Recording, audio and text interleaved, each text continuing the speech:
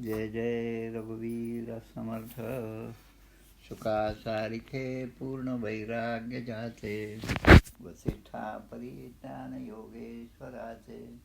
कवी वाल्मिका सारिखा मान्य ऐसा, नमस्कार माझा सद्गुरु रामदासा।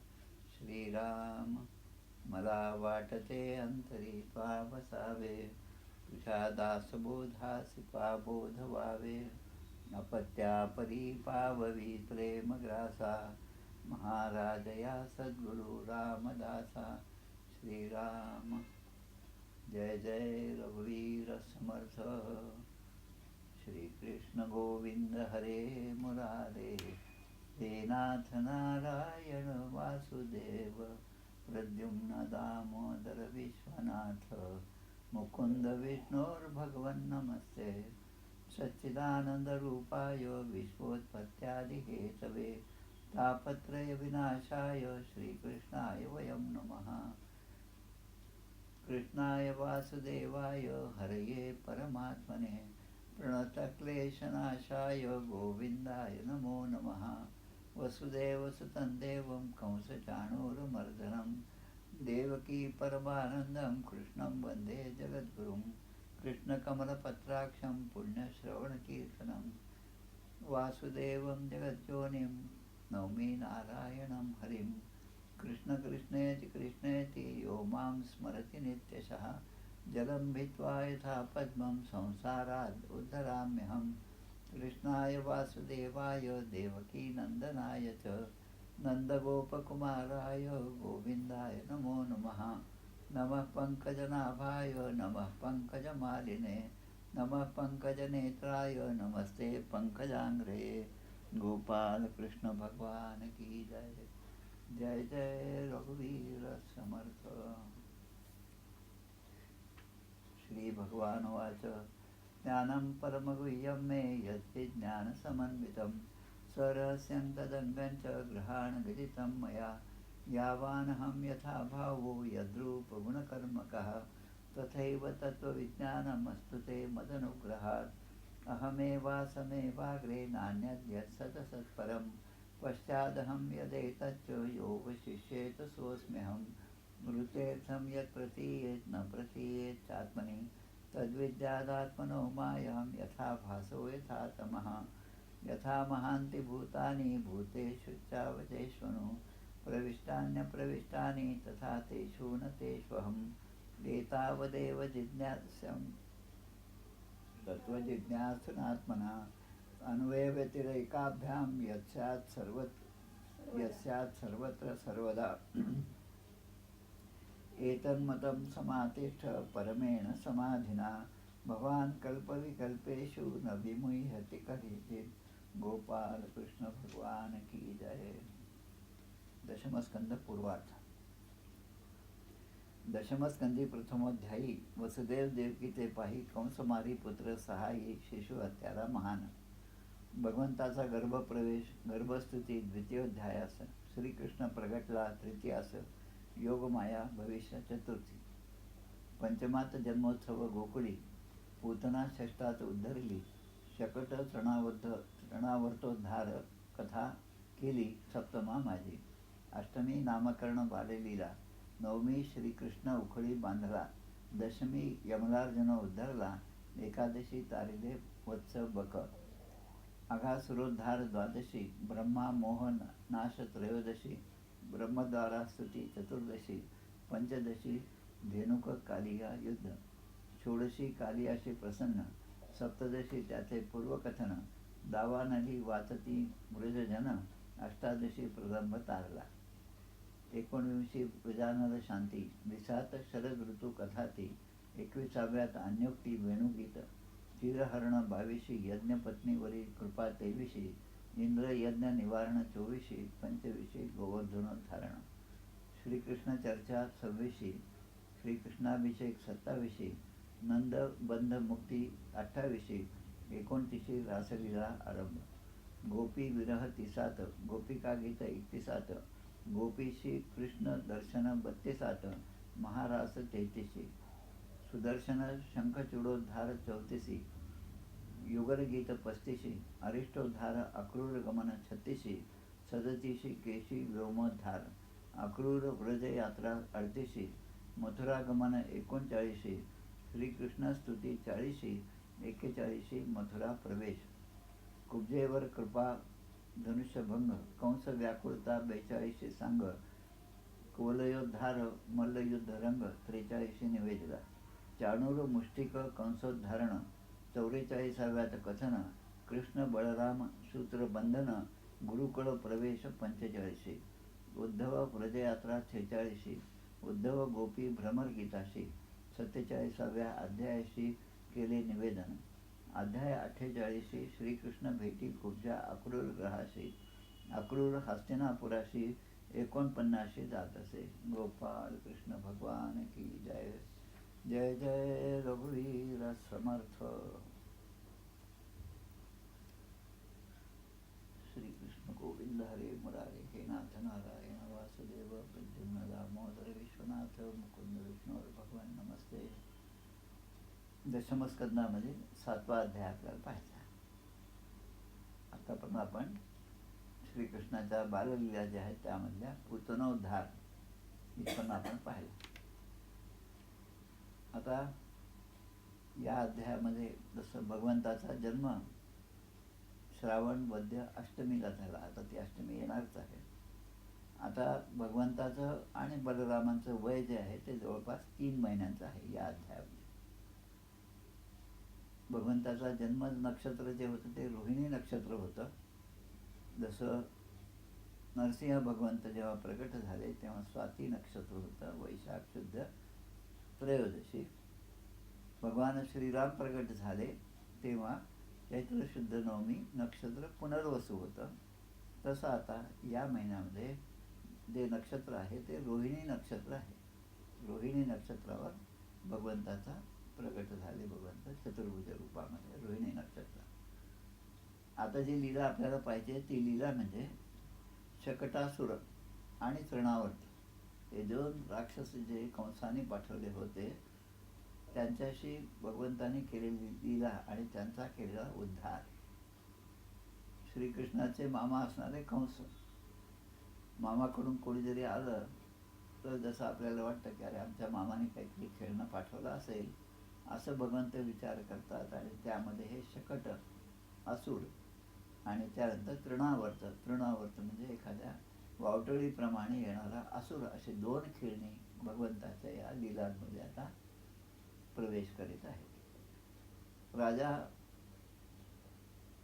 प्रश्न विचारतात आणि शुकदेव उत्तर देत आहेत. राजाने म्हटले या ठिकाणी, येन येन अवतारेण भगवान हरिर ईश्वरः करोति कर्म करोति कर्णरम्याणि मनोज्ञानी च न प्रभो.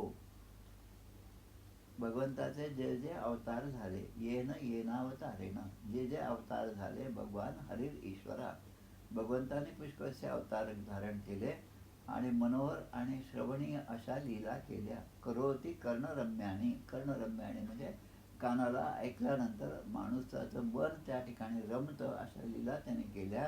आणि मनोज्ञानीच न प्रभो, आणि त्या श्रवण केल्यामुळे माणसाच्या मनामध्ये काय काय होतं ते सांगितलं या ठिकाणी. यत् शृण्वतो पत्यैः अतिवितृष्णा, की जे ऐकल्यानंतर भगवंताचं प्रेम आपलं वाढीस लागतं. आतापर्यंत विषयांमध्ये जो आम्हाला रस होता ती विषयांची आशा सुद्धा नाहीशी होते. आता विषयाचं प्रेम नाहीसं होतं असं म्हणण्यापेक्षा मुळामध्येच म्हटलं की विषयाची आशाच नष्ट होती. त्यामुळे विषयाच्या प्रेमाची काही गोष्टच नाही. त्याचप्रमाणे भगवंताच्या कथा श्रवणाने मनुष्याचे अंतःकरण शुद्ध होते.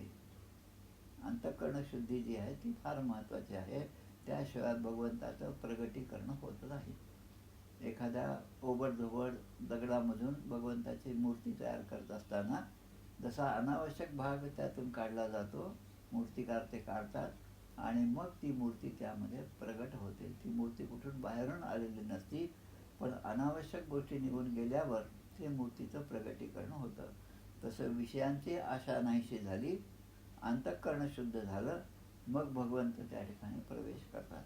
आणि त्या भगवंताचा प्रवेश होण्याचा चिन्ह म्हणजे माणसाच्या ठिकाणी असणारी भक्ती आणि भक्ताशी भगवंताने जोडलेलं नातं मैत्री हे दोन्ही दृढ होतात. आणि त्या मनोहर लीलांचे या ठिकाणी राजा परीक्षित राजा म्हणतात की त्या मनोहर लीलांचं आपल्याला जर योग्य वाटत असेल, दोन शब्द, चेत आणि नो चेत. चेत म्हणजे आपल्याला योग्य वाटत असेल आणि नो चेत म्हणजे आपल्याला योग्य वाटत नसेल तर या ठिकाणी विनंती केली राजाने, तर आम्हाला त्या मनोहर लीलांचं योग्य वर्णन करून सांगा. चेत म्हणजे मला योग्य वाटत असेल तर सांगा, नसेल वाटत तर नका सांगू, असा प्रश्न त्या ठिकाणी विचारला. अथान्यदपि कृष्णस्य तोकाचरितम अद्भुतम मानुषम लोकमासाद्य तज्जातीम अनुरुंधतः. श्रीकृष्णाने मनुष्य लोकामध्ये प्रगट होऊन आपल्या स्वभावाचे अनुकरण करीत असताना ज्या बाललीला केल्या त्या अद्भुतच आहेत आणि त्या श्रवण करण्याची इच्छा मला झालेली आहे. शुकदेव आता एक एक लीला सांगतात. आपल्या समर्थांच्या बाबतीत विचार केला तर राणूबाई आणि सूर्याजी पंत हे वयाने खूप मोठे होते. जवळपास लग्न होऊन 36-40 वर्ष झाली तरी अपत्य नव्हतं. कोयाळ मठाचे यादव स्वामी जे आहेत त्यांचे सुद्धा आई वडील हे जवळपास 65 आणि 75 वर्षाचे होते तेव्हा त्यांना पुत्रप्राप्ती झाली. तसंच या ठिकाणी नंद आणि यशोदा हे जे आहेत या दोघांचं सुद्धा वय 70च्या वर गेलेलं होतं आणि त्या ठिकाणी यांना ही पुत्रप्राप्ती झाली. आता यशोदेला तसं म्हटलं तर पुत्रप्राप्ती नाही, वसुदेव देवकीचे पुत्र असणारे भगवान श्रीकृष्ण या ठिकाणी गोकुळामध्ये त्यांना आणलं आणि कोणालाही माहीत नसताना ती योगमाया इथून जन्म घेतलेली ती पुन्हा त्या ठिकाणी मथुरेच्या कारागृहात गेली. ती कथा आपण सगळी पाहिली. पण लोकांच्या दृष्टीने, जगाच्या दृष्टीने नंद आणि यशोदेच्या पोटीच हा बाळकृष्ण जन्माला, ही गोष्ट आता सगळ्यांना आनंददायक झाली आहे. जन्म नक्षत्र सुद्धा रोहिणीच होतं आणि त्यामुळे यशोदेच्या त्या मुलाला अभिषेक सुरू झाला. ब्राह्मणाने मंत्र म्हणले, कित्येक मंत्र, गाणे वाजवणे हे सगळं सुरू होतं. आपण ते पाहिलं मागच्या अध्यायामध्ये. आता नंदस्य पत्नी कृतमज्जनादिकं विप्रैः कृतस्तेयनं सुपूजितैः. नंदाची पत्नी यशोदेने भगवान श्रीकृष्णांना चांगल्या प्रकारे मज्जन म्हणजे स्नान करून घातलं आणि चांगले चांगले वस्त्र, अन्नाद्य वास स्त्रग्भीष्ट धेनुभिः, चांगल्या प्रकारच्या अलंकार घातले, वस्त्र घातले, मंगळस्नान घातलेलं होतं. आणि त्यांना आता त्याने पाहिलं, देवकी या यशोदेने पाहिलं की हळूहळू कृष्णाला झोप येत आहे, डोळ्यावर झोप आली आहे. हे पाहिल्यामुळे तिने तिला हळुवारपणे आपल्या अंथरुणावर झोपवलं कृष्णाला. निद्रा अक्षम संजात निद्राम अक्षम शिशयच्छेनै. आता पुढे थोड्याच वेळामध्ये झोपवलं हे ठीक आहे, पण पुन्हा त्या कृष्णाने आता पुन्हा त्याला जाग आली. आपलं बालक आता उठलेलं आहे हे पाहिल्यावर आईला जसं वाटतं कदाचित त्याला आता भूक लागलेली आहे, म्हणून तिने त्याला स्तनपान करण्यासाठी आपल्या मांडीवर घेतलेलं आहे. नैवा शृणोदवै रुदितं सुतस्य सा रुदन स्तनार्थी चरणावुद क्षिपत. तेवढ्यामध्ये बाहेर सगळ्या मंडळी आलेले आहेत, गोपी आलेले आहेत आणि घरामध्ये एक प्रकारे पुष्कळ कोलाहलच सुरू होता, कारण याचा नंदाचा उत्सव त्या ठिकाणी सुरू होता. आता उत्सव जो आहे की कशाचा उत्सव आहे, तर अगदी लहान मुलाचा प्रत्येकच गोष्टीचा उत्सवच असतो. आता हे 3 महिन्याचं मूल झाल्यानंतर आता सगळेजण म्हणतात किती छान पाठीवर झोपतो आणि छान झोपतो. तर हळूच भगवंताने कूस बदलली, म्हणजे हा कूस बदलणे याचा सुद्धा उत्सव झाला. दौत्थानिक कौतुका प्लवे. आणि त्या उत्सवामध्ये एवढे सगळे घरामध्ये गोंधळ असताना तिने याला पाळण्यामध्ये झोपवलं आणि ती बाहेर गेली उत्सवासाठी. गोपींचे स्वागत करण्यासाठी गुंतली. आता त्या सगळ्या आवाजामध्ये कृष्ण केव्हा जागा झाला आणि त्याने केव्हा रडायला सुरुवात केली हे सुद्धा कोणाच्या लक्षात आलं नाही. नैवा शृणोदवै रुदितं सुतस्य सा. रडण्याचा, आपल्या मुलाचा रडण्याचा आवाज ऐकू आला नाही, पण काहीतरी झालं म्हणून ती परत या ठिकाणी आली. आता बाहेर जात असताना तिने काय केलं होतं की त्या ठिकाणी एक छकडा छकडा म्हणजे आपली बैलगाडीसारख्या छोट्या आकाराचा असेल, त्यामध्ये वरच्या बाजूला सगळे दही दुधाने भरलेले हांडे, माठ सगळे ठेवलेले होते, गाडगे ठेवलेले होते. आणि तिला असं वाटलं की या भगवंताला आपण, या कृष्णाला, आपल्या मुलाला त्याच्या खाली आपण सुरक्षित ठेवावं, म्हणून त्याच्या खाली जो काही छोटासा झोका बांधला होता त्यामध्ये या बाळाला तिथे ठेवलं. आणि ती त्या बाहेरच्या लोकांमध्ये ती रमली. तेवढ्यामध्ये मोठ्याने आवाज झाला आणि आवाज झाल्यावर सगळे येऊन पाहतात. आता तो छकडा जो होता ज्याच्या खाली भगवंताचं ते बालरूप त्या ठिकाणी होतं आणि ते खेळत होतं, मध्ये त्याला झोपसुद्धा येत होती. आणि इकडे कृष्णाने पाठवलेला शकटासूर, कंसाने पाठवलेला शकटासूर जो आहे तो आकाशमार्गाने येत असताना त्या शकटासुराने पाहिलं की या ठिकाणी आता या कृष्णाला कुठे शोधायचं. आणि बरोबर त्याचं लक्ष त्याच शकटाकडे, त्याच छकड्याकडे गेलं आणि त्यामध्ये त्या असुराने प्रवेश केला. आता असुराचा प्रवेश झाल्याबरोबर तो छकडा जो आहे तो आता हालायला लागला, त्यामध्ये आता गती प्राप्त झाली. आणि पाहता पाहता त्याने वेग धारण केला. पण कृष्णाची इच्छा असेल तेव्हाच तो वेग धारण करेल ना. त्या असुराच्या मनाप्रमाणे तो छकडा चालणार नाही, पण कृष्णाच्या मनाप्रमाणे चालेल. देवाचे इच्छेने वर्तावे, देव करील ते मानावे. भगवंताची इच्छा झाली की अजूनही हा काही छकडा इथून हालायला नको. मग झालं काय, तर ते चाकं जे होते, दोन्ही चाकं ते तिथेच मातीमध्ये नुसतेच गोल गोल फिरायला लागले. आता या दैत्याला असं वाटलं की आता छकडाचं सुरू झाला, आता याला आपण बाहेर घेऊन जाऊ आणि त्याला मारू. पण तेवढ्यामध्ये भगवंताने पाहिलं की आता आपल्याला एवढा वेळ नाही. आणि म्हणून दही दूध वगैरे सगळी भांडी वर ठेवली आणि भगवंताने विचार केला आपल्याला त्याच्या खाली ठेवलं. हाच राग कृष्णाच्या मनामध्ये होता. आणि म्हणून त्यांनी आपला पाय जो आहे तो त्या छकड्याला लावला, पायाचा स्पर्श केला. यमुनेमधून येताना सुद्धा बाळकृष्णाने आपल्या पायाचा स्पर्श त्या यमुना मातेला करून दिला. यमुना ही प्रत्यक्ष त्याची पत्नीच आहे आणि त्या पाण्याचा स्पर्श होताच यमुनेने ती वाट करून दिली. हे जसं आहे तसंच या ठिकाणी त्याने स्पर्श केल्याबरोबर तो छकडा जो आहे तो सगळं विखरून पडला, त्याचे तुकडे तुकडे झाले. त्याचं चाक असेल, कणा असेल, जोखड असेल, जे काय असेल ते सगळं मोडून पडलं. आणि त्यावर ठेवलेलं दही दुधाचे भांडे होते हे सुद्धा खाली पडले आणि मोठ्याने आवाज झाला.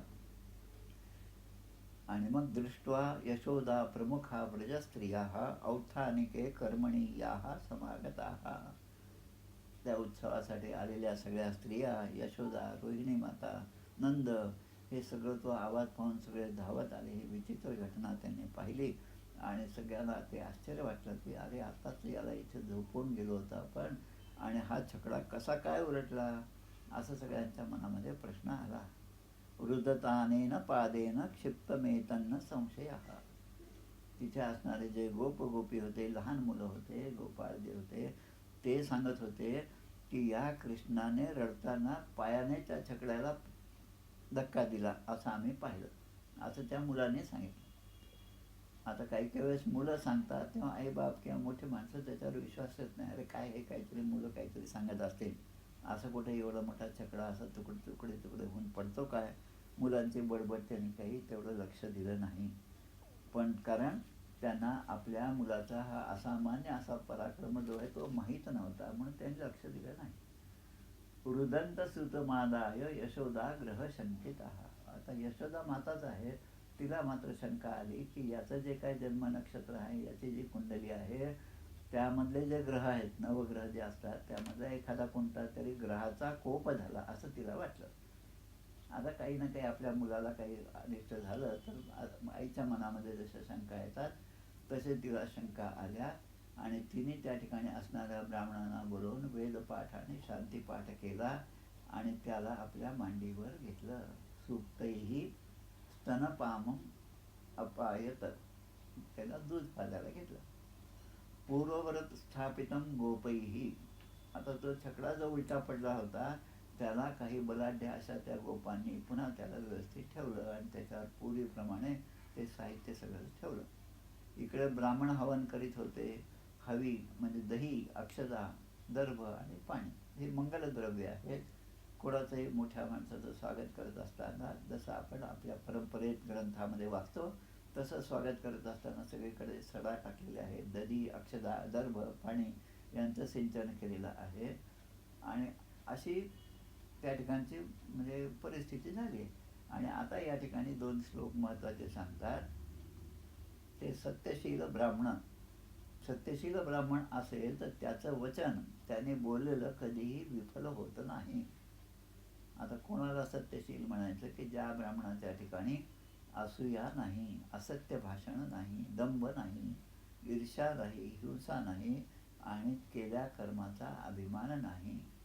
हे सगळं ज्या ब्राह्मणाच्या ठिकाणी नाही असा माणूस, असा ब्राह्मण म्हणजे सत्यशील. आणि मग त्याचा जर आशीर्वाद असेल तर तो आशीर्वाद नेहमी आपल्याला सफळच होणार आहे, कधीही विफल होत नाही.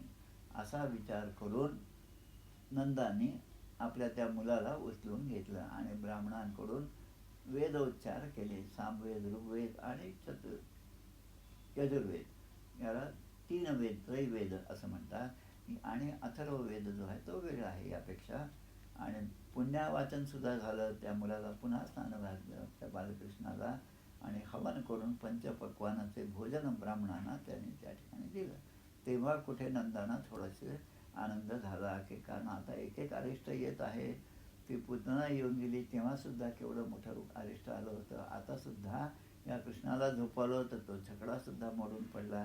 आणि म्हणून त्या नंदाला जी काळजी होती त्याचं आता समाधान झालं. आता ब्राह्मणांसाठी दान वगैरे द्यायला सुरुवात झाली. वस्त्र गावहा सर्व गुणोपेता वासस्त्रग्मुख रुक्मालिनी. रुक्मालिनी म्हणजे रुक् म्हणजे सोनं, रुक्मिणी हे जे शब्द आहेत. रुक्ममाली, रुक् म्हणजे सोनं. तर सोन्याच्या अलंकाराने, सोन्याच्या साखळाने सजवलेल्या गायी यासुद्धा त्या नंदाने दान दिल्या. तेव्हा ब्राह्मणाने त्यांना आशीर्वाद दिला. विप्रा मंत्रविदो युक्तास तैर्या प्रोक्तास तथा शिशः ता निष्फला भविष्यन्ति न कदाचित अपि स्फुटम. जे वेदवेत्ते असे ब्राह्मण आहेत, सदाचारी ब्राह्मण आहेत, त्यांचे आशीर्वाद कधीच निष्फळ होत नाही. आता याच्याबद्दल 1-2 संदर्भ आपण पाहू. ज्ञानेश्वर महाराजांची कथा माहिती आहे. नेवासा जे आता संभाजीनगरच्या पुढचं गाव आहे तिथे ते आलेले होते. त्या ठिकाणी मृत असे अवस्थेमध्ये सच्चिदानंद बाबा पडलेले आहेत. त्यांचं शव त्या ठिकाणी आहे. ज्ञानेश्वर महाराजांनी आता ब्राह्मणांनी या संदर्भामध्ये आपल्या कमंडलूतील जे पाणी होतं, जल होतं त्याचं सिंचन केलं आणि मृत संजीवन बाबा झोपेतून उठाव तसे पुन्हा जागृत झाले. आणि ज्ञानेश्वरीमध्ये उल्लेख केल्याप्रमाणे सच्चिदानंद बाबा आदरे लेखकू झाला. ज्ञानेश्वर महाराजांनी त्या ठिकाणी त्या खांबाला टेकून, परिस खांब म्हणतात त्याला टेकून जे ज्ञानेश्वरी, जे भगवद्गीतेचं भाष्य लिहिलं त्याचा लेखक होण्याचं भाग्य त्या सच्चिदानंद बाबांना मिळालं. जे खरं मृतावस्थेमध्ये होते पण ब्राह्मणांचा आशीर्वाद प्राप्त झाल्यामुळे पुन्हा त्यांचं आयुष्य संतचरणी लीन झालं. त्याचप्रमाणे समर्थांच्या चरित्रामध्ये आपण पाहतो. टाकळीच्या मठाचा संदर्भ येतो. दशपंच गावचे कुलकर्णी त्यांचंसुद्धा शव जे आहे ते त्या ठिकाणी आणलं होतं. पण समर्थांनी त्याच्याकडे पाहिलं आणि आशीर्वाद दिला आणि त्यानंतर ते दशपंच गावचे कुलकर्णी जागृत झाले. पुन्हा त्यांचा संसार सुरू झाला आणि आमचे उद्धव गोसावी यांचा पुढे जन्म झाला. म्हणजे ब्राह्मणाचा आशीर्वाद कसा सफळ होतो हे यामधून आपल्याला लक्षात येतं. आता हे शकट जो आहे तो असुर जो आहे त्याचा तर वध झाला आहे, तो त्याचा उद्धार झालेला आहे. आता भगवंतांनी आता पाहिलं की आता हा आपला मामा आता कोणतं खेळणं पाठवतो. लहान मुलांसाठी मोठी माणसं किंवा ज्यांच्याकडे आपल्याला जायचं तिथे लहान मुलं असेल तर आपण जातानाच काहीतरी खेळणं वगैरे त्या मुलासाठी घेऊन जातो. आता मुलगा त्याच्या पद्धतीने त्या खेळण्याशी खेळतो. आता ते खेळणं 10 रुपयाचं आहे का 100 रुपयाचं आहे का 1000 रुपयाचं हे त्याला काही माहीत नसतं. त्याचं ज्ञानसुद्धा त्याला त्याच्याशी खेळायचं. आणि खेळण्याची पद्धत एकच आहे की ते खेळताना तोंडात घालायचं एकतर आणि किंवा आपली शक्ती त्याच्या मागे लावायची. आता हे करत असताना ते खेळणं तुटलं तर त्याचं काही त्याला वाईट वाटत नाही. काही ते आणल्याबद्दलचा आनंद त्याच्या चेहऱ्यावर दिसतो पण तुटल्याबद्दलचं वाईट वाटण्या एवढं सुद्धा त्याचं वय नसतं.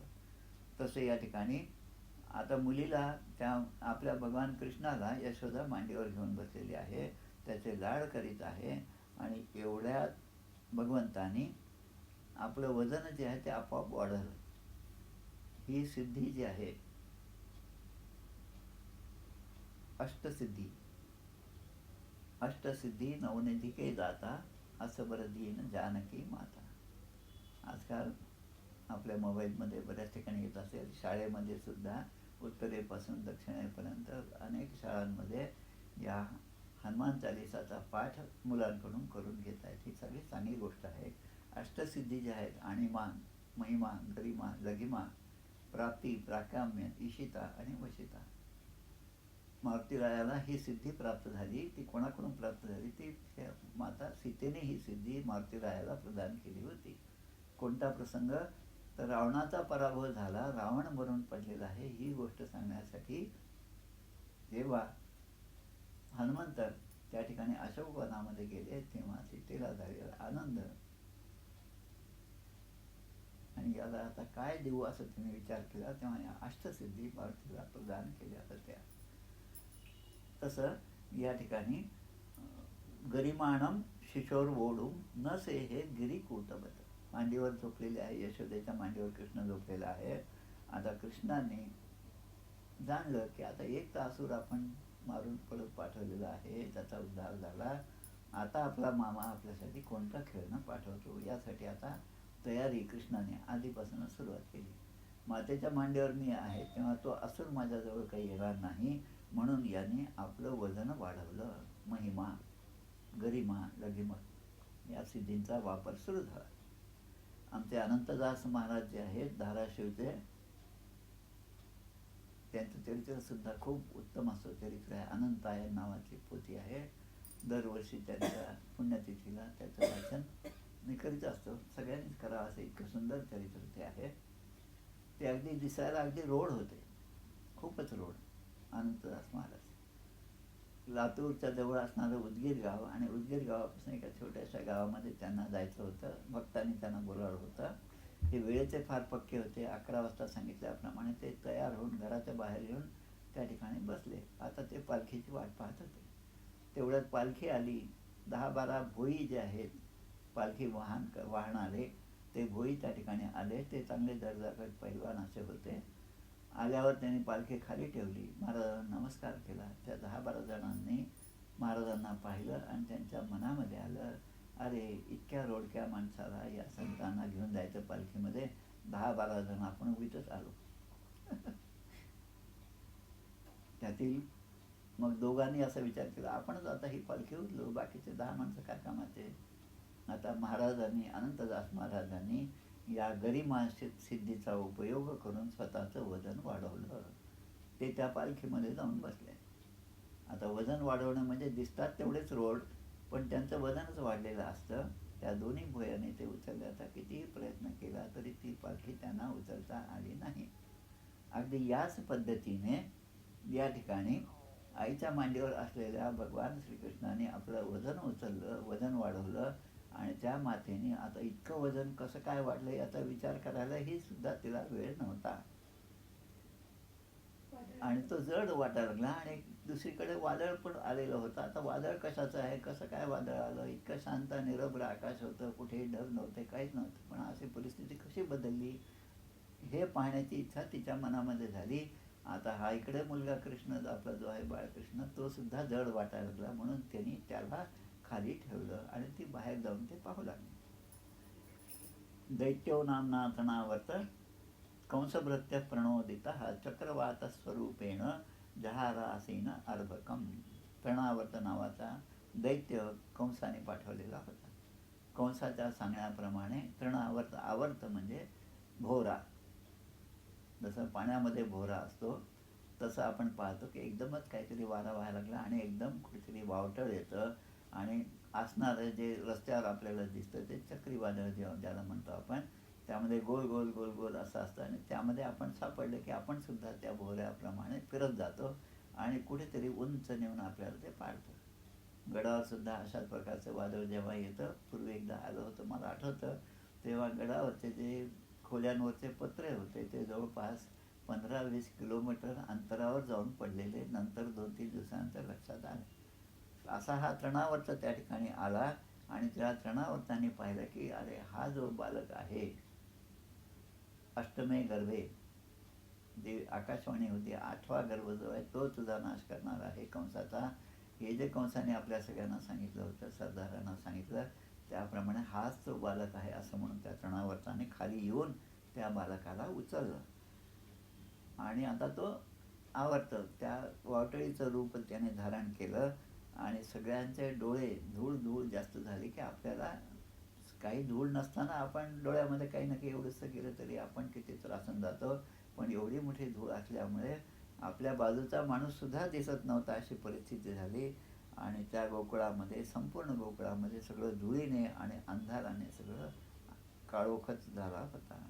यशोदा मातेने ज्या ठिकाणी त्याला ठेवलेलं होतं, ती यशोदा पुन्हा परत येऊन पाहते तेव्हा त्या ठिकाणी ते आपलं बाळ त्या ठिकाणी नाही. आता तिला सुद्धा काळजी वाटायला लागली, कारण त्या तृणावर्ताने उडविलेल्या त्या धुळीने सगळेजण इतकं आश्चर्यचकित झाले आणि त्रस्त झाले. एक दुसऱ्याला सुद्धा ते पाहू शकत नव्हते. त्यामुळे मातेला अत्यंत शोक झाला. ती सगळीकडे पाहू लागली आणि त्यामध्ये ती अत्यंत व्याकुळ झाली. जसं एखादे गाईचं वासरू जे आहे, आपलं वासरू इकडे तिकडे दिसत नाही असं म्हणल्यावर गाईची जी अवस्था होती तशी तिची दशा झाली. भुवी पतिता मृतवत्सका यथा गौ. वत्सका यथा गौ म्हणजे गाईचं वासरू ज्याप्रमाणे न दिसल्यावर मातेला जसं काळजी वाटायला लागते तसं तिची अवस्था झाली आणि ती त्या अवस्थेमध्ये जमिनीवर कोसळली. रुदित म्हणून शम्य तत्र गोप्यो. आता ते वादळ थोडंसं शांत झालं, धूळ थोडी कमी झाली, तेव्हा यशोदेच्या रडण्याचा आवाज ऐकून इतर गोपीसुद्धा त्या ठिकाणी धावत आल्या आणि आपला हा बालक जो आहे नंदन जो आहे तो तिथे नसल्यामुळे सगळ्यांना खूप वाईट वाटले. आता इकडे तृणावर्त जो आहे, आता भगवंत आणि तृणावर्त हे दोघेच होते आणि त्याने त्याला उचलून आकाशात नेलं होतं. आता भगवंताने विचार केला, आता इथे गोप नाही, गोपी नाही, यशोदा नाही, रोहिणी नाही, नंदबाबा पण नाही, कोणीच नाही आता आपल्याला अडवायला. लहान मुलांनी खोड्या केल्या तर त्याला अडवायला कोणी ना कोणी जवळ असलं तर त्याला अडवू शकतात, त्याला थांबवू शकतात. पण आता आकाशामध्ये गेल्यामुळे कृष्णाने विचार केला, आता इथे आपलंच साम्राज्य आहे, आता मला कोणीही मायेच्या रूपाने अडवू शकत नाही. असं जेव्हा कृष्णाने पाहिलं तेव्हा त्यांनी तृणावर्त शांतरयो वात्यारूप धरो हरन कृष्णं न भोगतो गंतुम ना शक्नोत भूरी भारभृत. आता हे जे आत्ताच आपण पाहिलं, गरिमानम शिशोर ओढून वजन जसं वाढवलं तसं इथे भगवंताने पुन्हा आपलं वजन वाढवलं आणि त्या तृणावर्ताच्या गळ्याला मोठ्याने मिठी मारली.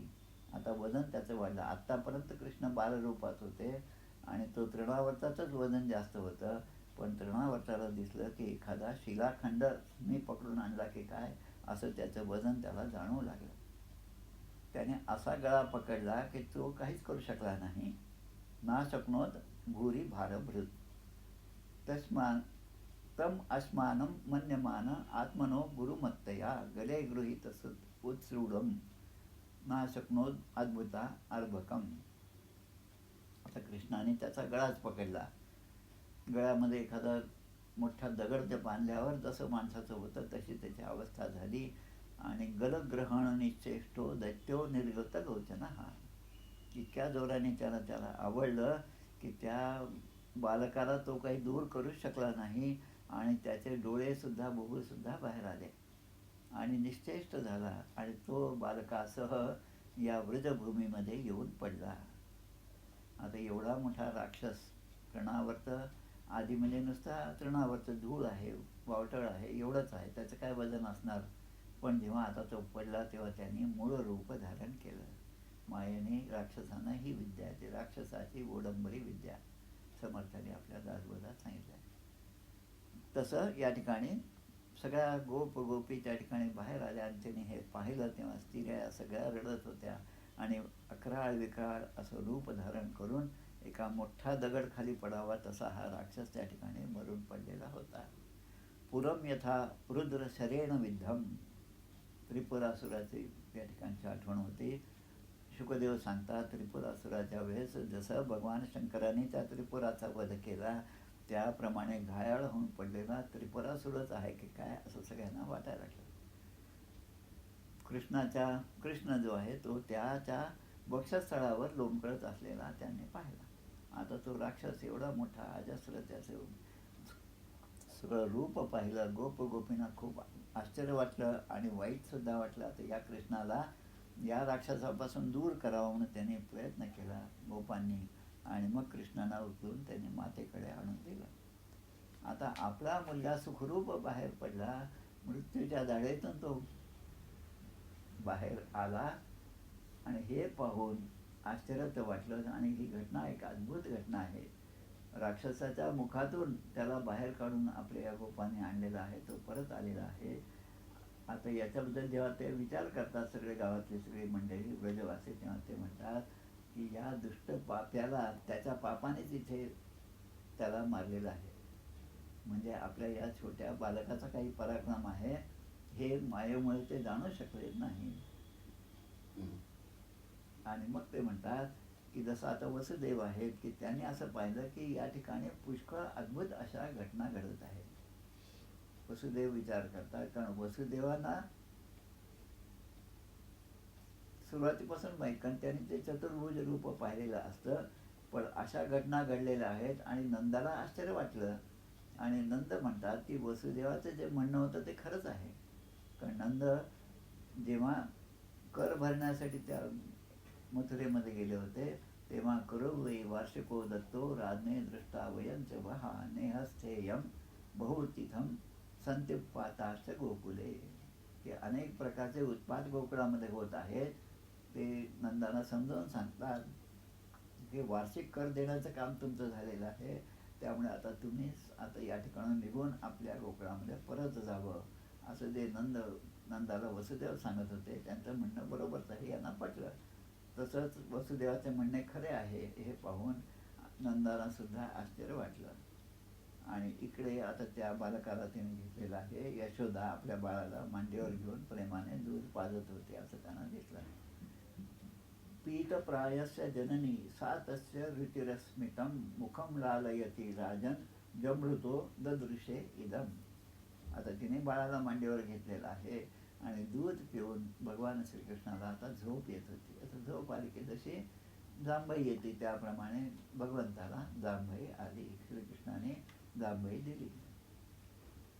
आता माता जी आहे ती इतक्या जवळ आहे, जांभई दिल्यावर छोटंसं मूल आहे, जांभई देतात, तर आपण सुद्धा अगदी आनंदाने त्याच्याकडे पाहतो. आता याला झोप आली, आता थोड्याच वेळात हा झोप येईल असा आपण जसा विचार करतो तसा तिने सुद्धा विचार केला.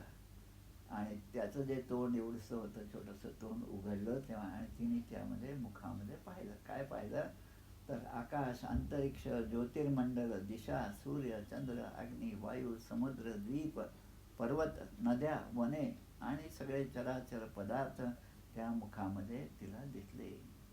पुरुष सुक्तामध्ये एक मंत्र आपण म्हणतो, चंद्रमा मनसो जात चक्षुसूर्यो अजायत मुखात इंद्रश्च अग्निश्च प्राणात वायुरजायत.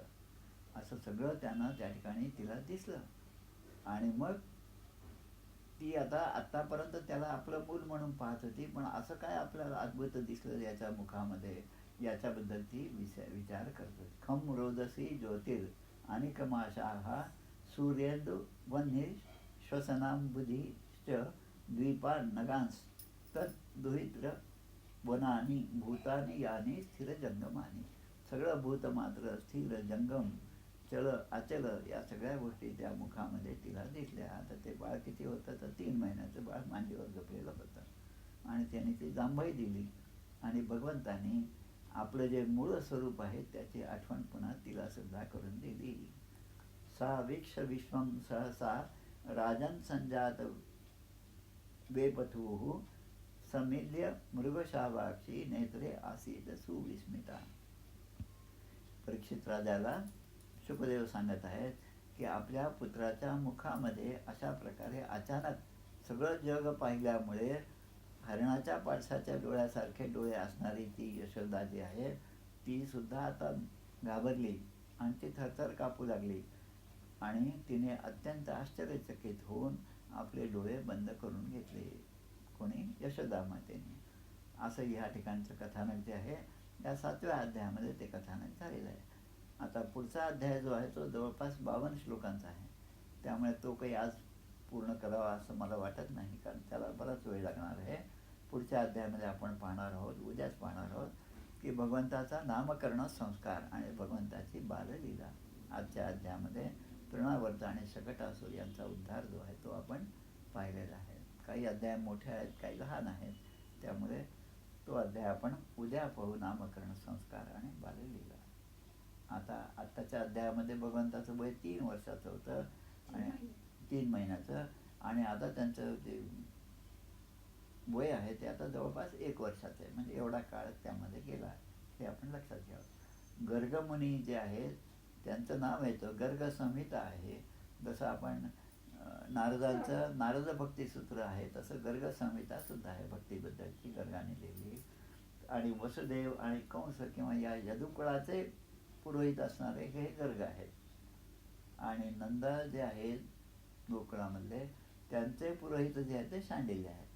आता गर्ग आणि शांडिल्य या दोघांचा संवाद आणि त्यांच्या उपस्थितीमध्ये भगवान कृष्णाचा नामकरण संस्कार, बलरामाचा सुद्धा नामकरण संस्कार हे आपण उद्याच्या अध्यायामध्ये पाहू. जय जय रघुवीर समर्थ. आज थोडंसं आपलं लवकर आपण संपवलं, कारण तो पुन्हा अर्धवट झाला असता अध्याय, म्हणून आपण थांबूया. श्रीराम जय राम जय जय राम.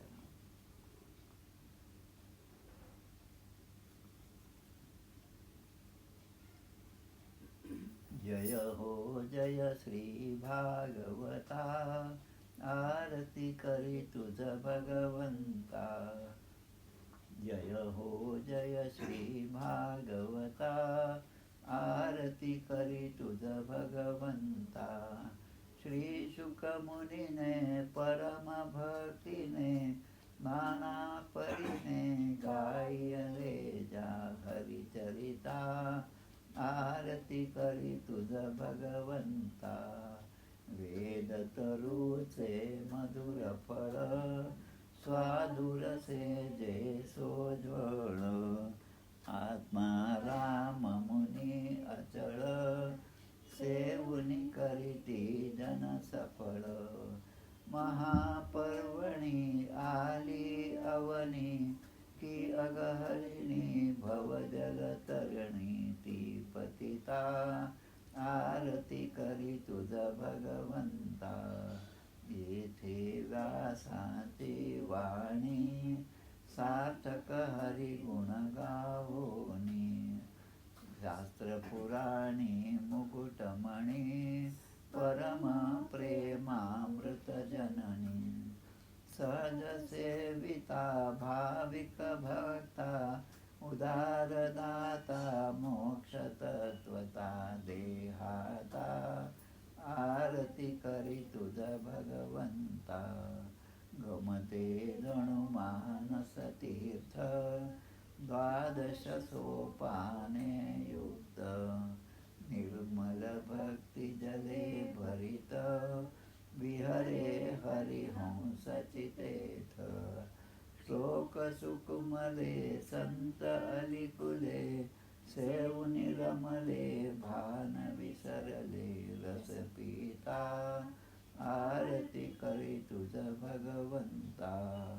अपार महिमा ग्रंथाचा, वदवेना कोणासाचा. मेवा कविवर संताचा, प्राणची कीर्तनकाराचा. जणू बोधाचा स्वयं प्रभेचा, द्वादश कळीचा रविहंतरीचा. तमारता आरती करी तुझ भगवंता. ग्रंथ नव्हे हा श्रीकृष्ण, गीते वेधी मन पूर्ण. अनन्य होता या शरण, खचित टळे जन्म मरण. त्रिताप जाती चिरये शांती, नाथही वदती रामपदी ठेवी माथा. आरती करी तुझ भगवंता. जय हो जय श्री भागवता, आरती करी तुझ भगवंता। गोपाल कृष्ण भगवान की जय। जय जय रघुवीर समर्थ।